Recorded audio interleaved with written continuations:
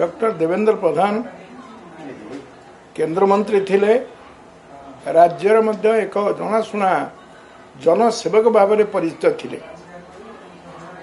चिकित्सा तांकर थिला वृत्ति प्रवृत्ति थिला देश सेवा करिबा। सीमित परिसर चिकित्सा भितर सीमित न होई देश सेवा करिया पे राजनीति जोग देइथिले।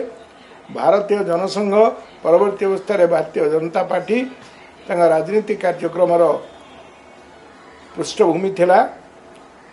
जो समय से सभापति हेले भारतीय जनता पार्टी से समय अत्यंत सीमित परिसर भितर संगठन थिला, किंतु संगठन सभापति भाव में अनेक काम कर परिश्रम निष्ठा आज बीजेपी को आम राज्य में परवर्ती अवस्था केन्द्र में अधिक पार्लियामेंट मेंबर पठेबार सहायक होइछि। मु केंद्र मंत्री भाव में थिला बेले राज्य में कृषि मंत्री थी।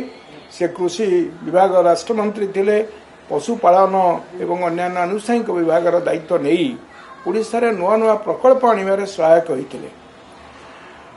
जने दक्ष संगठक मेलापी व्यक्तित्व सर्वोपरि तांको राज्य प्रति प्रतिबद्धता थिला, जो ओडिशा विकास रे तांको योगदान तांको अवदान स्मरणीय होई रहिबो।